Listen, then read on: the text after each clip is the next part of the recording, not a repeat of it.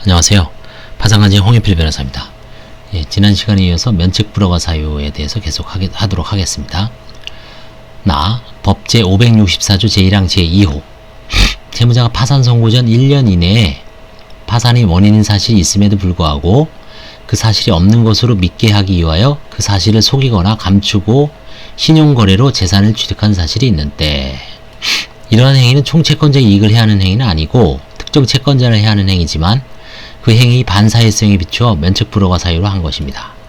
채무자가 파산 원인 사실이 있는 것을 알면서 그 사실을 속이거나 감추고 신용거래로 재산을 취득하는 행위는 형법상으로 사기죄를 구성할 수도 있는 행위죠. 채무자의 강한 불성실을 나타내는 것이며, 또한 이러한 거래가 주로 이루어지는 것을 방지하여 신용질서 전반의 보호를 도모하고자 하는 취지에서 면책 불허가 사유가 된 것이라고 합니다. 이 재산 취득 행위는 통상은 사기죄에 해당되고, 설령 재량 면책이 되더라도 상대방의 채권은 통상 비면책 채권이 되고 있습니다. 본호의 면책 불허가 사유는 채무자가 파산 선고 전 1년 이내에 파산의 원인인 사실이 있음에도 불구하고 그 사실이 없는 것으로 믿게 하기 위하여 그 사실을 속이거나 감추고 신용거래로 재산을 취득한 사실이 있는 때에 해당됩니다. 그러므로 본호의 면책 불허가 사유에 해당하기 위해서는 첫째, 재산의 취득 행위가 파산 선고 전 1년 이내에 있어야 됩니다. 둘째, 파산의 원인인 사실이 있음에도 불구하고 그 사실이 없는 것으로 믿게 하기 위하여 사실을 속이거나 감추어야 하며, 셋째, 신용거래로 인하여 재산을 취득했어야 합니다. 먼저 본호에 해당되기 위해서는 재산의 취득 행위가 파산 선고 전 1년 내에 있어야 됩니다. 그런데 파산 선고의 시기는 파산 원인 사실에 대한 소명의 난이도 또는 파산 선고 결정에 의한 사무 준비에 필요한 소요기간 등에 좌우되기 때문에 파산 선고를 기점으로 하는 것은 합리적이지 않는다는 비판이 있습니다. 일본의 현행 파산법은 이러한 비판을 받아들여 파산 신청일 전 1년 전부터 파산 선고일까지 사이에 채무자의 재산 취득 행위에 대하여 본호를 적용하는 것으로 개정하였습니다. 그러나 이 또한 채무자가 의도적으로 파산 신청을 늦추어 신청할 경우 본호에 해당되지 않게 된다는 비판이 있습니다.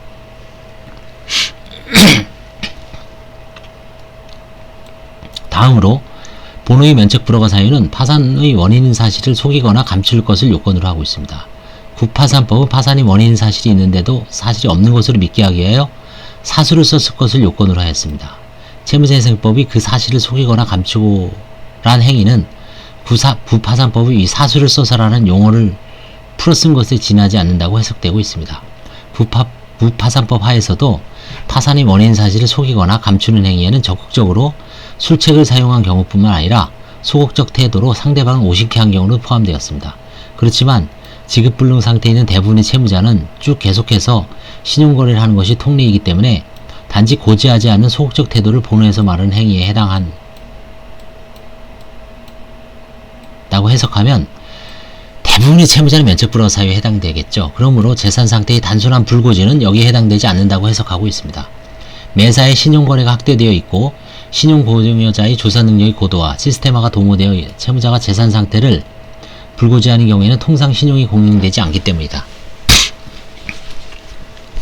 대법원 결정은 채무자가 파산의 원인 사실이 없는 것을 믿게 하기 위하여 그 사실을 속이거나 감추었다고 판단하기 위해서는 채무자가 객관적으로 지급불능 상태에 있었다는 사정만으로 부족하고, 채무자가 신용거래로 재산을 취득하는 과정에서 상대방인 채권자에게 한 언행, 상대방인 채권자가 채무자에게 다액의 채무가 있거나 지급불능 상태에 빠질 수도 있다는 사정을 알고서 과다한 이익을 얻기 위하여 신용거래에 나간 것인지 여부 등 상대방인 채권자가 신용거래를 하게 된 경위, 채무자의 전체 채무자 중에서 이와 같이 취득한 재산이 차지하는 비중 및 그 증감의 정도, 신용거래의 성격, 즉 새로운 신용거래인지 아니면 종전의 신용거래의 연장 내지 갱신한 거래에 지나지 않는지 여부, 채무자가 신용거래에 취득한 재산의 사용처 등을 면밀히 심리하여 판단한다고 하였습니다.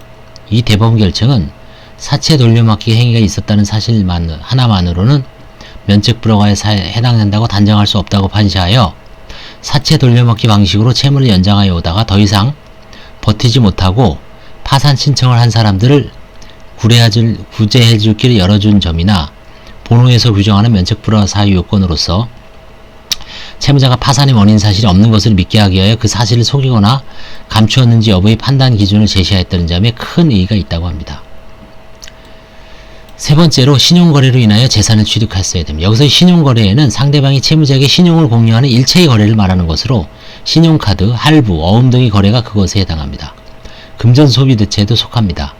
금전소비대차의 경우 재산이란 금전을 말한다. 속칭 카드가가 관련하여 서울중앙지방법은 실제 물품 구입 없이 1,040만원 상당의 대금을 신용카드로 결제하고 936만원을 수령한 행위, 하루에 백화점에서 신용카드로 1,179만원을 신용카드 결제하였고 채무자가 속칭 카드깡을 한 것이라고 변수한 사안 및 채무자가 공인중개사 사무실에서 600만원 상당을 신용카드로 결제하였는데 그 결제 내역이 카드깡을 한 것으로 밝혀진 사안에서 본호를 적용하여 면책불허가 결정을 한 재판례가 있다고 합니다.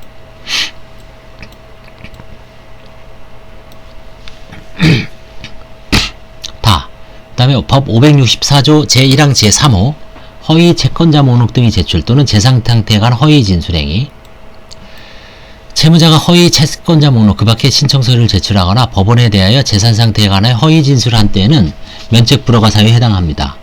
채무자는 면책 신청 시 채권자 목록을 제출할 의무가 있고 파산 신청 시에 채권자 목록을 첨부해야 됩니다. 파산 신청과 동시에 면책 신청을 한 것으로 보는 경우에는 제출한 채권자 목록을 보고 있습니다. 이는 파산 채권자에게 면책에 관한 의견 진술 기회를 보장하기 위한 것입니다. 채무자가 허위 채권자 목록을 제출하는 것은 파산 절차의 적정한 진행을 방해하는 행위이기 때문에 이를 불허가 사유로 한 것입니다. 본호의 허위 채권자 목록 제출행위는 566조 제7호 비면책 채권, 채무자가 악의로 채권자 목록을 기재하지 않은 청구권과의 관계에서 문제가 됩니다. 양자의 관계에 대해서 첫째, 채무자가 과실로 채권자 목록에 기재해야 할 파산 채권자를 누락시킨 때에는 비면책 채권이 되고 채무자가 채권자를 해야 할 목적으로 허위 기재를 한 때는 면책 불허가 사유가 된다는 견해. 둘째, 양자 모두 재량 면책이 가능하고 기재되지 않은 채권은 비면책이 된다는 견해. 셋째, 불허가 사유의 경우에는 고의가 있으면 채권자를 해야 할 목적을 요구하지 않고 비면책의 경우에는 채무자가 채권을 알고 있으면 족하고 부기재의 고의과실은 요구하지 않는다는 견해 등 다양하게 있습니다. 566조 제7호에 의하면 채무자가 존재를 알고 있음에도 불구하고 채권자 목록에 기재하지 않은 청구권은 비면책 채권이 될 뿐입니다. 그러므로 본호의 면책 불허가 사유인 허위 채권자 목록 제출행위로 평가되기 위해서는 단지 채권자가 일부 누락되었다는 의미가 아니라 채무자가 절차 진행을 방해하거나 혹은 채권자를 해야 할 목적으로 의도적으로 채권자 목록에 채권액 발생 원인에 대해 사실에 반하는 내용을 기재하거나 또는 기재해야 할 채권 및 채권 내용을 기재하지 않은 경우라 합니다. 예컨대 채무자가 다른 채권자를 해하게 된다는 걸 인식하면서 파산 선고 후에도 인적 관계가 있는 특정 채권자에게만 변제를 계속할 것을 감출 의도로 해당 채권자를 채권자 목록에 기재하지 않는 사례가 여기에 해당됩니다. 다음으로 채무자가 법원에 대하여 재산 상태에 관하여 허위 진술을 한 때 면책 불허가 사유에 해당되죠. 재산 상태란 채무자의 재산 상태를 말하는 것이고 채무자의 재산에는 채무자 자신이 보유하는 재산뿐만 아니라 타인의 명의를 빌려 실질적으로 자신이 보유하는 재산도 포함된다고 할 것이나 이에 해당되지 않는 재산으로서 채무자의 친족 등이 보유하는 재산은 채무자의 재산이라고 볼 수 없으므로 채무자가 이러한 친족 등의 재산 상태에 관하여 허위 진술하였다고 하여 이 조항에서 정한 면책 불허가 사유에 해당된다고 볼 수 없습니다. 그러니까 채무자의 재산이지 채무자의 가족의 재산, 친족의 재산을 허위 진술했다고 해서 이 본호에 해당되는 면책 불허가 사유는 아니란 얘기죠. 대법원 판례 중에는 채무자가 면책 신청 당시에 토지를 소유하고 있음에도 이를 누락한 것은 본호의 면책 불허가 사유에 해당되지만 토지의 공시지가와 가압류 등기 등을 고려하면 사실상 토지의 재산적 가치가 없는 점 등을 근거로 채무자가 면책 신청 과정에서 고의로 토지를 은닉한 채 허위 진술하였다고 보기는 어렵다고 본 원심 결정에 대하여 채무자가 토지를 누락한 것이 본의 면책 불허가 사유에 해당되는 원심의 판단에는 채무자가 고의로 토지를 누락했음이 전제된 것인데 뒤이은 재량 면책의 판단에서 이와 달리 채무자가 고의로 누락했다고 보기 어렵다고 본 것은 앞선 면책 불허가 사유의 판단과 모순되고 비면책 채권의 존부와 액수를 살펴보지 않은 채 만연히 토지의 재산적 가치가 없다고 보아 이를 채무자가 고의로 토지를 누락했다고 보기 어려운 근거의 하나로 든 것은 잘못이라고 하여 원심 결정을 파기한 결정례가 있고 반면에 채무자가 파산 절차의 신분기일과 면책 신청서를 통해 개인 택시 운송면을 보유하고 있음에도 보유 재산이 전혀 없다고 진술한 부분이 본호의 채무자가 법원에 대해 재산 상태 간에 허위 진술한 때에 해당했는지 문제된 사안에서 채권자가 운송면의 매각을 통해 채권을 변제받고자 한다고 명백히 밝히고 있는 상황에서 채무자가 개인 택시 운행 사실을 인정하면서 재산이 하나도 없다고 진술한 취지는 개인 택시 운송면허 외에 다른 재산은 없다는 취지로 진술한 것이라고요. 파산 절차에서 고의로 재산 상태에 관하여 허위 진술하였다고 보기 어렵다는 이유로 원증 결정을 파기한 결정례가 있습니다. 한편 하급심 결정으로는 채무자가 2007년 2월 12일 파산 및 면책 신청을 하면서 제출한 진술서를 통하여 일용직과 부업을 통하여 월 50만원 정도의 소득을 올리고 있을 뿐 일정한 직업이 없다고 진술하였으나 실제로는 2006년 1월경부터 6월경까지 보험회사의 보험대리점을 운영하여 월 150만원 정도의 소득을 올리고 있었던 것이 밝혀진 사건에서 허위 진술로 불허가 한 사례가 있습니다. 본호는 채무자가 고의로 허위 신청서를 제출하거나 허위 진술한 경우에 한정하여 적용되고 있을 뿐 채무자가 과실로 허위 신청서를 제출하거나 허위 진술한 경우에는 적용되지 않습니다. 그 다음에 법 564조 제1항 제4호 일정 기간 내 면책을 받은 사실 7년이죠. 과거에 파산 면책을 받은 사람은 당해 면책 허가 결정의 확정일로부터 7년 동안 새로운 파산 면책을 받을 수 없습니다. 국파산법에서는 채무자가 면책의 신청 전에 10년 내에 면책을 받은 사실이 있는 때는 면책 불허가 사유가 되겠지만 채무자회생법은 이 제한기간을 10년에서 7년으로 단축하였습니다. 이처럼 면책 신청 금지 기간을 단축한 것은 국파산법의 10년의 기간은 너무 장기적이다. 장기간이어서 지나침으로 이를 개선한 것이라고 합니다. 제도의 면책의 제한기간을 너무 짧게 하면 단기간의 면책 허가 효과를 채권자의 동의 없이 다시 채무자에게 주게 되고 도덕적 해이를 초래할 우려가 있습니다. 채무자회생법은 양자의 조화를 고려하여 제도의 면책 허가의 제한기간을 7년으로 단축한 것이라고 하였습니다. 한편 채무자가 과거 해인회생 절차에서 면책을 받은 경우에는 그 면책 확정일로부터 5년 동안 파산 면책을 받을 수 없습니다. 법 624조.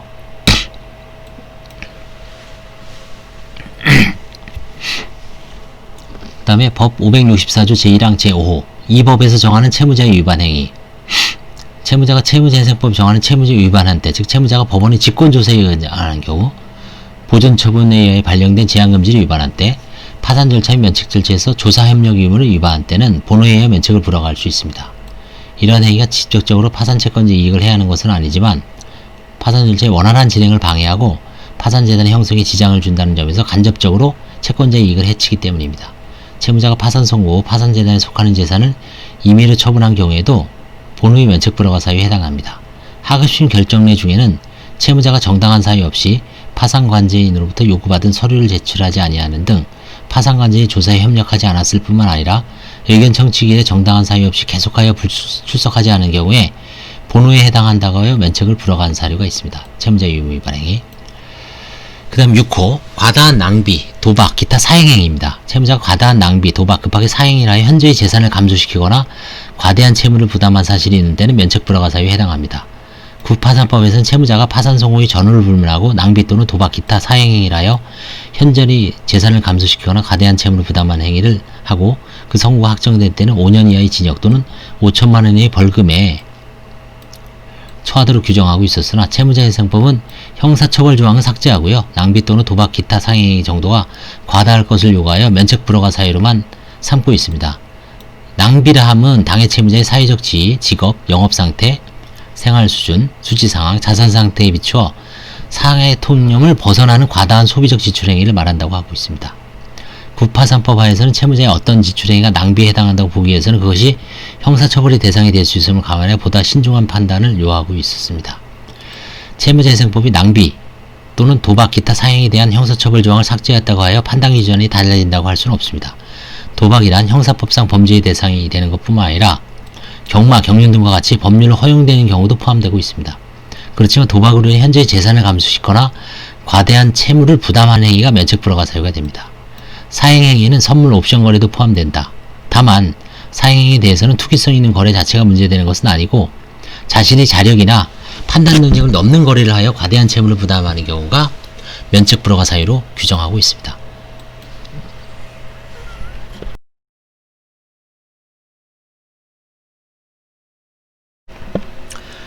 그 다음에 이제 재량면책이 되어 있죠. 법원은 채무자에게 면책 불허가 사유가 있는 경우라도 파산행위가 된 경위 그 밖의 사정을 고려하여 상당 후 인정하는 게 면책을 허가할 수 있습니다. 구파산법은 이러한 재량 면책에 관한 명시적인 규정을 두지 않았습니다. 그렇지만 구파산법은 346조에서 법원은 다음 각호 1에 해당하는 경우에 한하여 면책 불허가의 결정을 할 수 있다라고 규정하고 있었기 때문에 각호에 해당하는 사유가 있는 경우라도 반드시 면책 불허가 결정을 하여야 하는 것은 아니고 정상이나 정도에 따라서 면책 허가 결정을 할 수도 있었다고 하여 재량 면책을 인정하였습니다. 대법원도 구파산법 346조 해석상 법원은 다음 같은 조의 각호에서 정하는 면책 불허가 사유가 있는 경우라도 파산에 이르게 된 경위 그 밖의 사정을 고려하여 상당하다 인정하여 면책을 허가할 수 있었습니다. 채무자인생법은 구파산법 파에서 명문 규정을 두지 않았지만 학설 및 판례가 당연한 것을 인정한 재량 면책을 명시적으로 규정하고 있습니다. 그래서 오늘은 면책 불허가 사유를 봤고요. 쭉 한번 읽었는데 면책 불허가 사유는 그렇게 어려운 건 아닙니다. 이제 대부분 이제 포섭이 잘 되기 때문에 다만 이제 대부분 재량 면책을 하고 있죠.